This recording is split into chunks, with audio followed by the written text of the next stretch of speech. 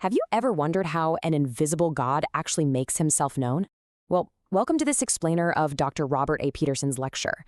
Today, we're diving into how the New Testament presents the Incarnation.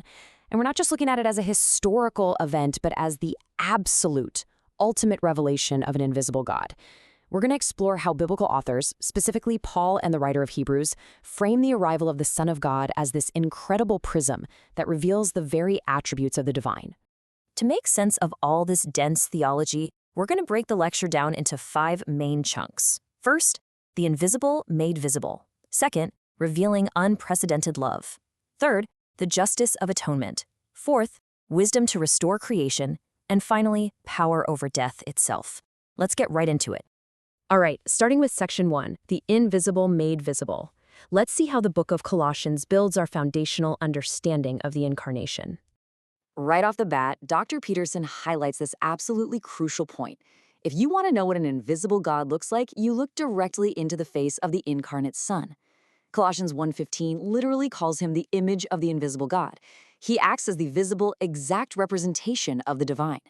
The core argument here is that the invisible God is made visible specifically because the Son took true humanity onto himself. And I love this ancient analogy they use in the text to illustrate the concept.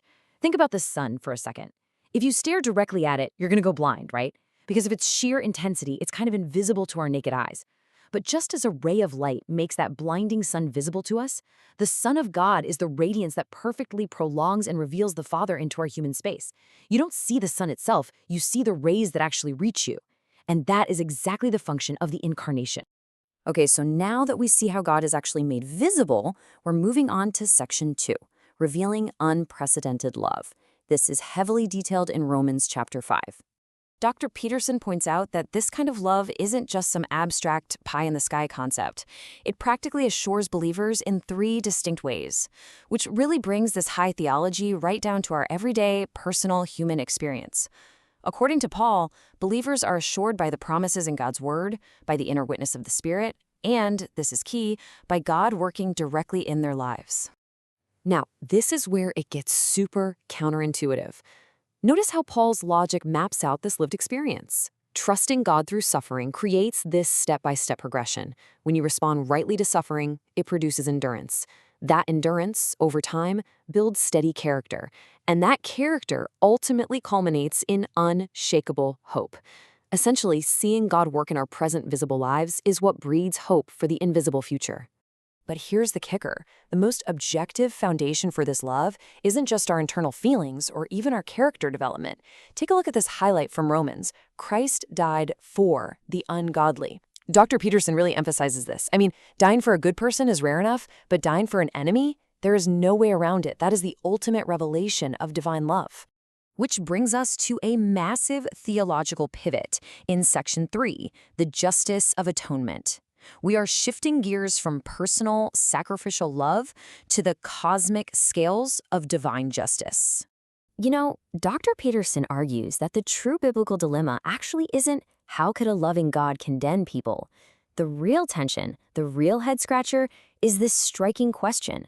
How can a perfectly just God maintain his moral integrity while saving those who have blatantly fallen short?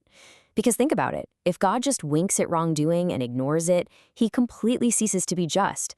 And the answer to that dilemma lies in this dense but absolutely essential word, propitiation. It's a heavy term, but it essentially means that the cross of Christ fully satisfied the rigorous requirements of divine justice. Instead of just sweeping our sins under the rug, God's justice was actually met in the work of Christ. And that is what allows God to justly forgive without ever lowering his perfect righteous standards. If you look right here at Romans 3, you can actually see Paul make this explicit shift. He moves from talking about redemption, which is basically purchasing someone's freedom from bondage, directly into propitiation. By doing that, Paul frames the cross as the ultimate public demonstration of God's uncompromised righteousness. God proves he is simultaneously the just and the justifier. All right, stepping back from the pure mechanics of justice for a second, we're zooming way out for section 4, wisdom to restore creation. Let's look at Ephesians 1 to witness the sheer brilliance of this divine plan. According to Dr. Peterson's analysis of Ephesians 1, the Incarnation reveals this singular, brilliant wisdom because it unlocks what the text calls a mystery. This was a plan kept completely secret for ages within the prophetic writings of the Old Testament, only to be fully disclosed in the New Testament. So, what exactly was that wise plan? The big takeaway here is that God's master plan was never just about saving isolated individuals. That is merely the microcosm. The true wisdom of the Incarnation is that God uses that individual redemption as a blueprint for the macrocosm. We're talking about the ultimate, grand-scale restoration and unification of literally all things in heaven and on earth. The cross isn't just about saving people, it's the mechanism for renewing the entire fallen creation. And that brings us to the climax of today's explainer with Section 5, Power over Death Itself. We're diving into Hebrews 1 and 2, where the Incarnation is presented not just as love or wisdom, but as a triumphant, undeniable display of raw power.